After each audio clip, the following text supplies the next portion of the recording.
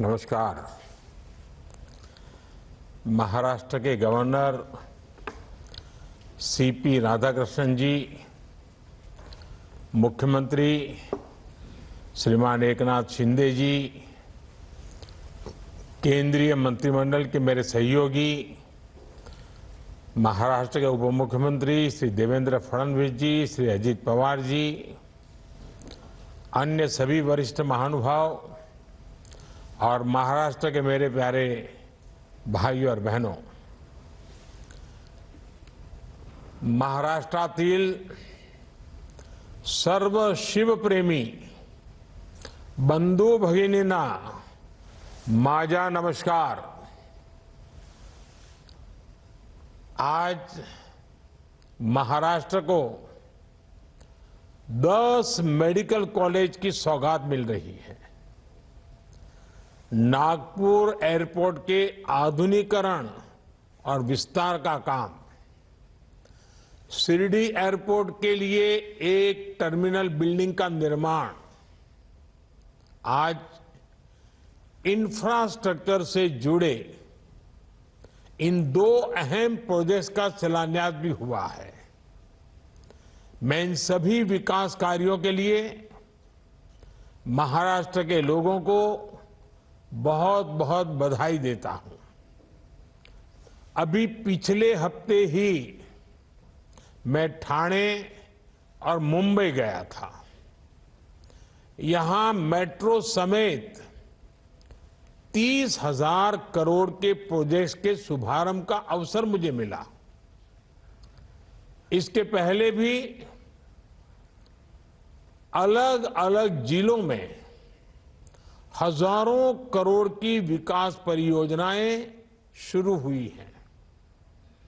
कई शहरों में मेट्रो का विस्तार किया जा रहा है, कहीं एयरपोर्ट को अपग्रेड किया जा रहा है, तो कहीं सड़कों और हाईवे से जुड़े प्रोजेक्ट्स तेज गति से आगे बढ़ रहे हैं। Infrastructure, solar energy, textile park से जुड़ी परियोजनाएं लॉन्च की गई हैं। किसानों, पशुपालकों के हित में नई पहल की गई है। महाराष्ट्र में देश के सबसे बड़े कंटेनर पोर्ट वधावन पोर्ट की नींव रखी गई है। महाराष्ट्र के इतिहास में इतनी तेज गति से, इतने बड़े स्केल पर अलग अलग क्षेत्रों में कभी भी विकास नहीं हुआ।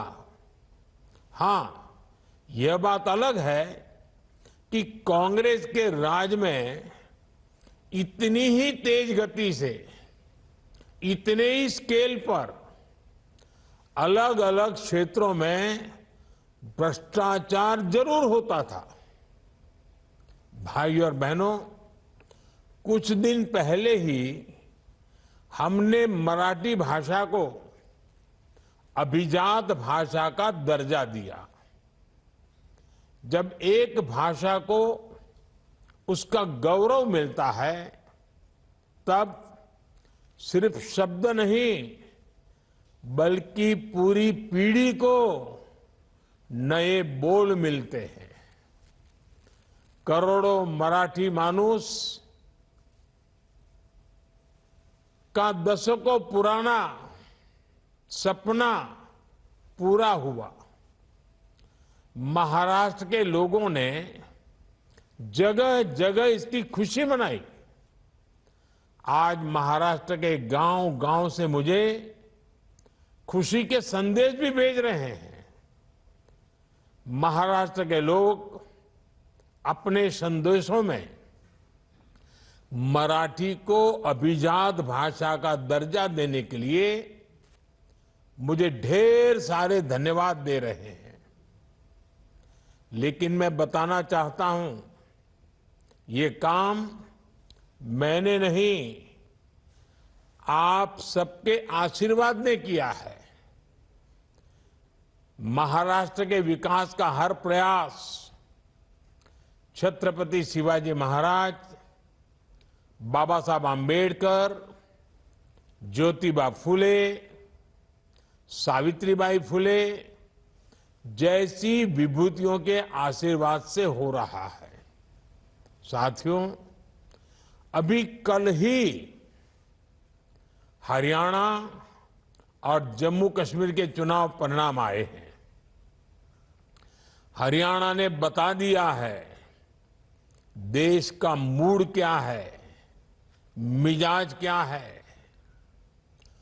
2 बार कार्यकाल पूरा करने के बाद लगातार तीसरी बार चुनकर आना ऐतिहासिक है।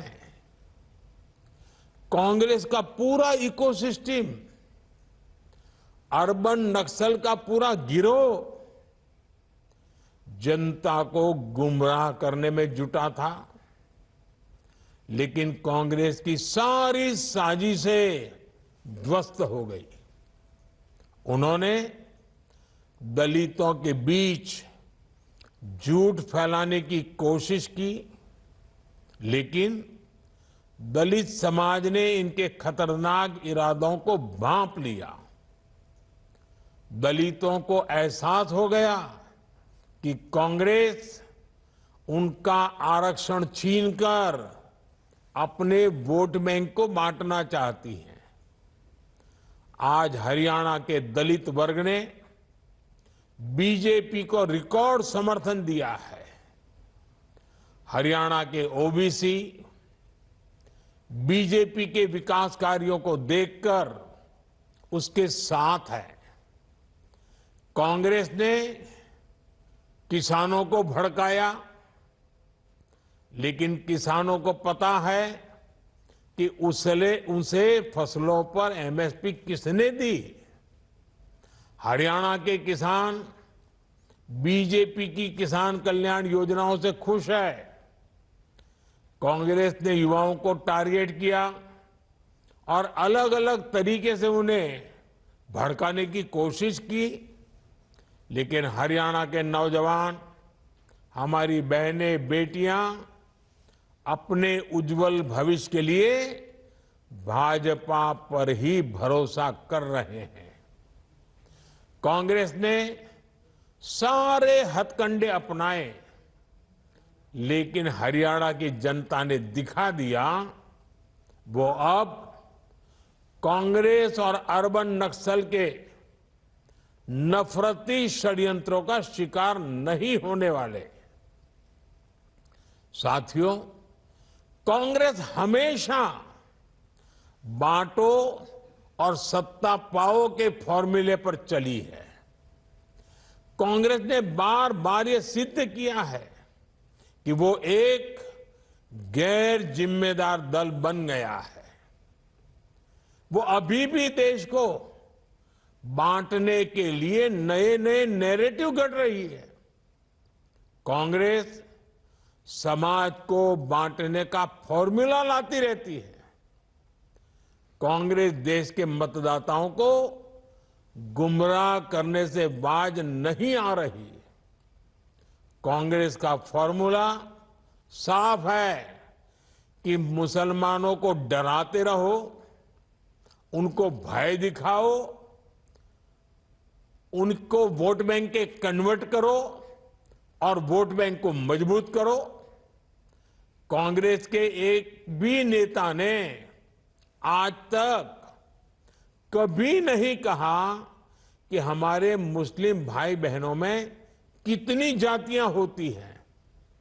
मुस्लिम जातियों की बात आते ही कांग्रेस के नेता पर मुंह पर ताला लगाकर बैठ जाते हैं, लेकिन जब भी हिंदू समाज की बात आती है तो कांग्रेस उनकी चर्चा जाति से ही शुरू करती है। कांग्रेस की नीति है हिंदुओं की एक जाति को दूसरी जाति से लड़ाओ। कांग्रेस जानती है कि जितना हिंदू बटेगा उतना ही उसका फायदा होगा। कांग्रेस किसी भी तरीके से हिंदू समाज में आग लगाए रखना चाहती हैं ताकि वो उस पर राजनीतिक रोटियां सेकती रहें। भारत में जहां भी चुनाव होते हैं वहां कांग्रेस यही फॉर्मूला लागू करती है। अपना वोट बैंक पक्का करने के लिए कांग्रेस समाज में जहर घोलने के हर हथकंडे अपना रही है। कांग्रेस पूरी तरह से सांप्रदायिक और जातिवाद का चुनाव लड़ती रहती है।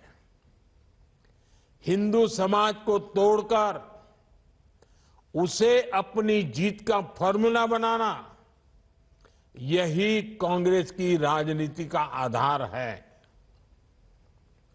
कांग्रेस भारत के सर्वजन हिताय, सर्वजन सुखाय की भावना का दमन कर रही है, सनातन परंपरा का दमन कर रही है। जिस कांग्रेस ने इतने वर्षों तक देश पर राज किया, वो सत्ता में वापसी के लिए इतनी बेचैन है कि हर रोज नफरत की राजनीति कर रही है। कांग्रेस की पुरानी पीढ़ी के नेता भी बेबस है, असहाय है कि उनकी इस पार्टी की क्या स्थिति हो गई है। कांग्रेस की ये स्थिति होने वाली है। कांग्रेस नफरत फैलाने की सबसे बड़ी फैक्ट्री बनने वाली है।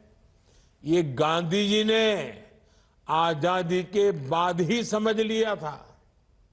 इसलिए ही गांधी जी ने कहा था कि कांग्रेस को खत्म कर देना चाहिए। कांग्रेस खुद खत्म नहीं हुई, लेकिन आज देश को खत्म करने पर तुली हुई है। इसलिए हमें सावधान रहना है, सतर्क रहना है। साथियों, मेरा पक्का विश्वास है समाज को तोड़ने की आज जो कोशिश हो रही है, ऐसी हर साजिश को महाराष्ट्र के लोग नाकाम करके रहेंगे।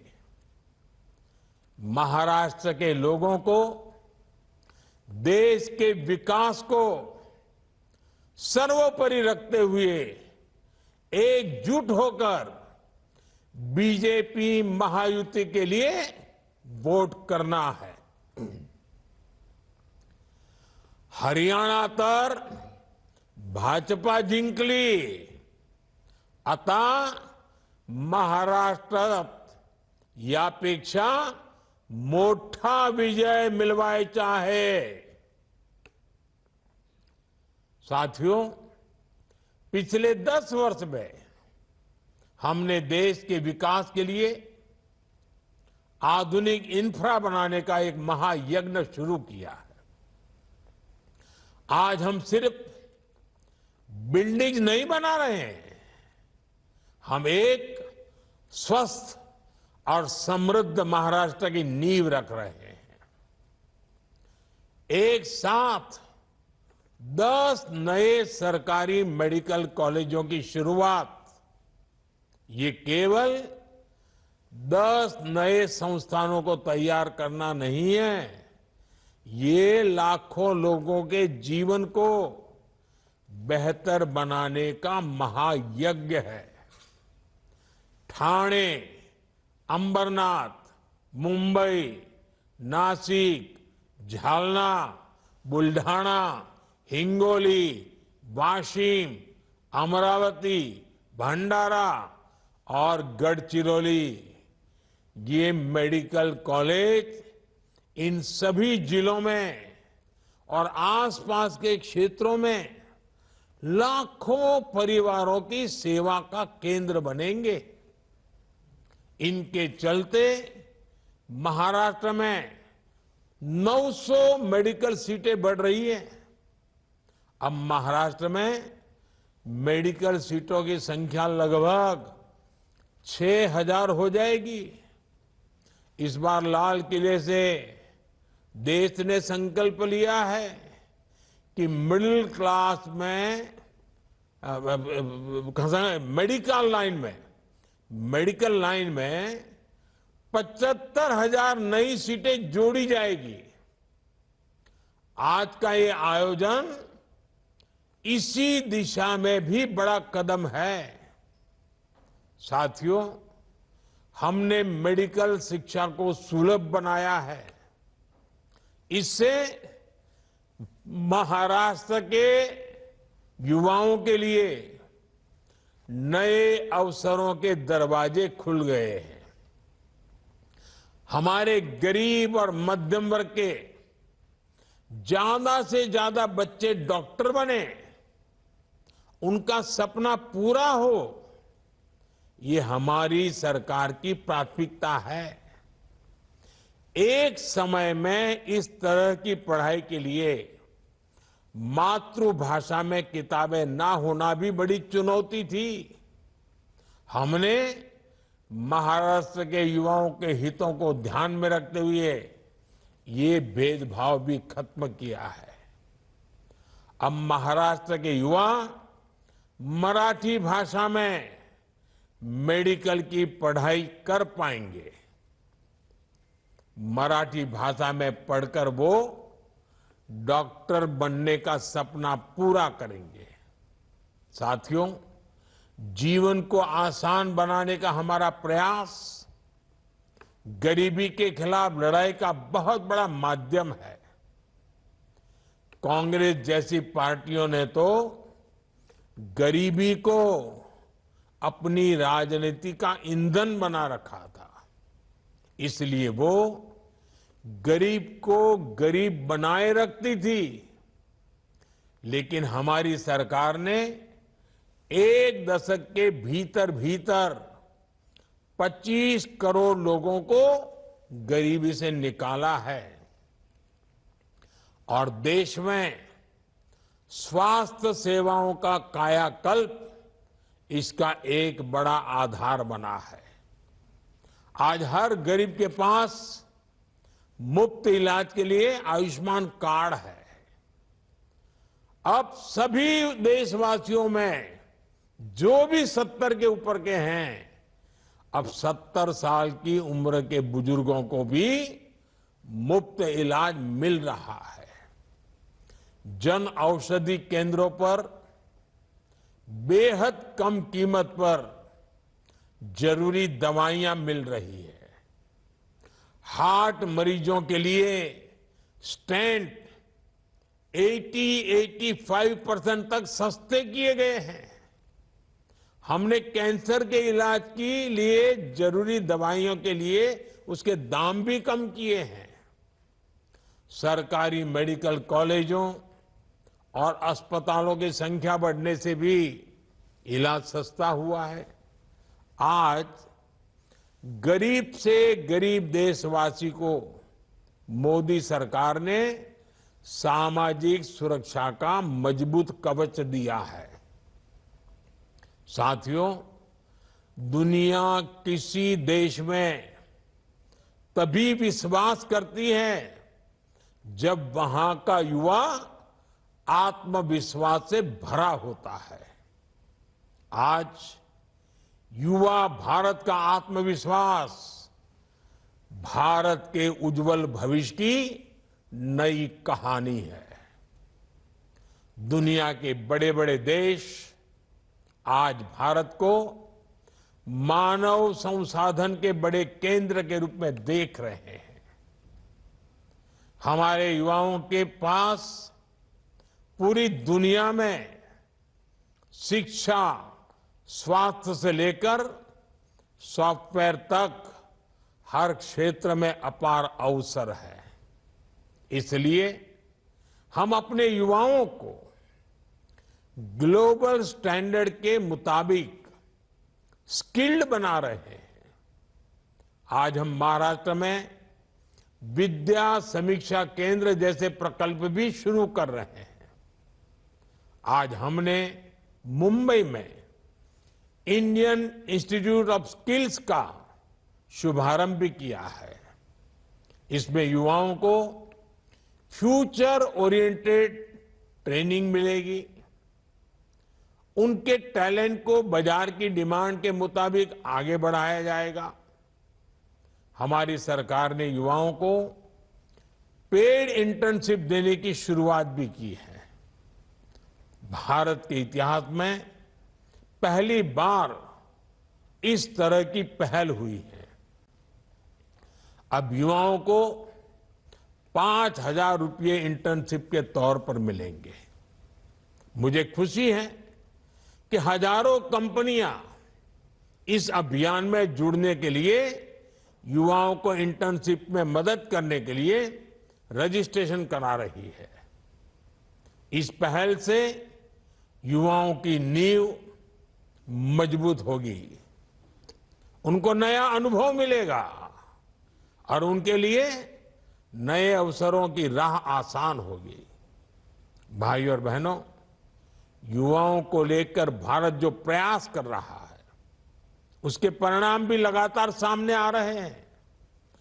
आज हमारे एजुकेशन इंस्टीट्यूट्स दुनिया के टॉप इंस्टीट्यूट्स की बराबरी कर रहे हैं। अभी कल ही वर्ल्ड यूनिवर्सिटी रैंकिंग आई है। इस रैंकिंग के अनुसार भारत में युवाओं के लिए उच्च शिक्षा की रिसर्च की क्वालिटी बदल रही है। साथियों, आज पूरी दुनिया की नजर भारत पर है। भारत दुनिया की 5वीं सबसे बड़ी अर्थव्यवस्था बन चुका है। अब ग्लोबल इकोनॉमी का फ्यूचर भारत से जुड़ा हुआ है। भारत की ये आर्थिक प्रगति नए अवसरों को लेकर आ रही है। ऐसे क्षेत्र जिनकी दशकों तक कांग्रेस ने उपेक्षा की, आज वो क्षेत्र भी असीम अवसरों का स्रोत बन रही है। जैसे टूरिज्म का उदाहरण है। महाराष्ट्र के पास कितनी अमूल्य विरासत है। महाराष्ट्र में कितने सुंदर प्राकृतिक स्थल है, आध्यात्मिक केंद्र है। इनके इर्द गिर्द हजारों लाखों करोड़ की इकोनॉमी विकसित हो सकती थी, लेकिन इन अवसरों का वैसे उपयोग नहीं हुआ जैसा होना चाहिए था। कांग्रेस को न विकास से मतलब था, न विरासत से मतलब था। हमारी सरकार में विकास भी है, विरासत भी है। हम अपने समृद्ध अतीत से प्रेरणा लेकर उज्जवल भविष्य का निर्माण कर रहे हैं। इसलिए आज शिरडी एयरपोर्ट के लिए नए टर्मिनल बिल्डिंग का शिलान्यास, नागपुर एयरपोर्ट का आधुनिकीकरण, ऐसे ही कितने ही विकास कार्य आज अनवरत महाराष्ट्र में चल रहे हैं। शिरडी एयरपोर्ट के नए टर्मिनल से साईं बाबा के भक्तों को काफी सुविधा होगी। देश विदेश से बड़ी संख्या में श्रद्धालु यहां आ सकेंगे। कुछ ही दिन पहले मैंने अपग्रेडेड सोलापुर एयरपोर्ट का लोकार्पण भी किया था। जब श्रद्धालु एक जगह आएंगे, शनि शिंगणापुर, तुलजा भवानी, कैलाश मंदिर जैसे आसपास के दूसरे स्थानों पर भी जरूर जाएंगे। इससे महाराष्ट्र की पर्यटन इकोनॉमी को बूस्ट मिलेगा, रोजगार के अवसर बढ़ेंगे। साथियों, हमारी सरकार का हर निर्णय और हर नीति केवल एक ही लक्ष्य के लिए समर्पित है, और वो लक्ष्य है विकसित भारत। और इसके लिए हमारा विजन है गरीब, किसान, युवा और महिलाओं का कल्याण। इसलिए विकास का हर प्रोजेक्ट गांव, गरीब, मजदूर, किसान के लिए समर्पित होता है। शिरडी एयरपोर्ट में जो अलग अलग कार्गो कॉम्प्लेक्स बना रहे हैं वो किसानों की बहुत बड़ी मदद करेगा। इस कॉम्प्लेक्स के द्वारा विभिन्न प्रकार के कृषि उत्पादों को देश और विदेश में भेजा जाएगा।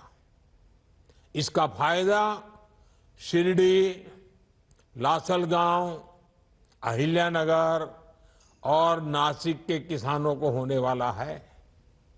ये किसान प्याज, अंगूर, सहजन, अमरूद और अनार जैसे उत्पादों को बड़े बाजार तक आसानी से पहुंचा सकेंगे। भाइयों और बहनों, हमारी सरकार किसानों के हित में लगातार जरूरी कदम उठा रही है। हमने बासमती चावल पर न्यूनतम निर्यात मूल्य को खत्म कर दिया है। गैर बासमती चावल के निर्यात पर प्रतिबंध भी हटा दिया गया है। पर बॉइल्ड चावल पर निर्यात शुल्क भी आधा हो गया है। महाराष्ट्र के किसानों का मुनाफा बढ़े, इसके लिए सरकार ने प्याज पर लगने वाले एक्सपोर्ट टैक्स को भी आधा कर दिया है। हमने खाद्य तेलों के आयात पर 20% टैक्स लगाने का फैसला किया है। रिफाइंड सोयाबीन, सूरजमुखी और पाम ऑयल पर कस्टम शुल्क को भी काफी बढ़ाया गया है। इसका लाभ किसे होगा? हमारे देश के किसानों को होगा।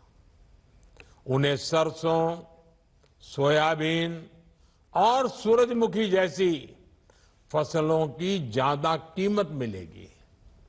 आज सरकार टेक्सटाइल इंडस्ट्री को जिस तरह सपोर्ट कर रही है, उससे महाराष्ट्र के कपास किसानों को भी बहुत फायदा होगा। साथियों, आपको एक बात हमेशा याद रखनी है, महाअघाड़ी महाराष्ट्र को कमजोर करके सत्ता पाना चाहती है, जबकि महायुति का संकल्प महाराष्ट्र को मजबूत बनाने का है। मुझे खुशी है कि आज महाराष्ट्र एक बार फिर देश की प्रगति को नेतृत्व देने के लिए आगे बढ़ रहा है। मैं एक बार फिर महाराष्ट्र के लोगों को इन सभी विकास कार्यों के लिए बहुत बहुत बधाई देता हूं। बहुत बहुत धन्यवाद।